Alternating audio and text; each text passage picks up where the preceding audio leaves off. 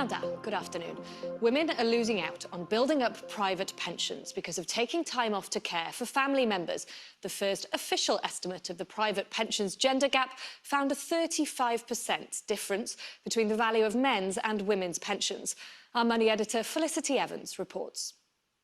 Rowan Davis from Cardiff is enjoying precious time with her 5-month-old son, Mabon. But she also knows that taking time off work will hit her pension. My mother is retired now, but she was able to retire younger. So, yeah, she's always sort of driven home the importance of having occupational pension, private pension and all this before you're waiting.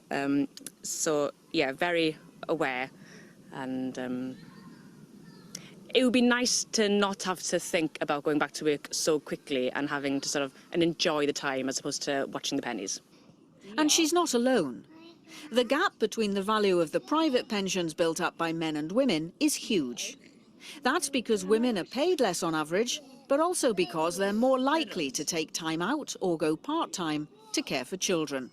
While the gap between women and men is closing with regard to state pensions, the average gender gap for private pensions is a massive 35%, and there's no sign of any meaningful improvement on the horizon. In fact, one recent forecast said that without intervention, it could carry on this way for many decades.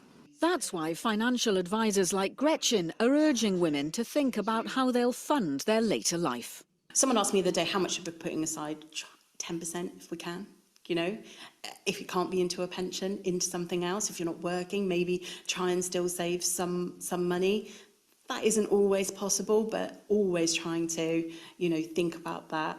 For Judith from Shut near Bridgend, she didn't think much about her pension at all until tragedy hit her family. My brother died at 56 and my mum and my husband all died within 2 years. And I think it started before COVID came in, but COVID sort of consolidated it. And I thought, you know what, there's more to life than work. And that might sound a bit privileged of me, but I thought, well, I want to be able to do things while I'm fit and healthy. The UK government says the policy of automatically enrolling employees into workplace pensions has given a lot of women private pension cover for the first time, and that the decision to measure the pensions gender gap is the first step towards closing it. But right now, it's women themselves who are left having to deal with private pensions inequality.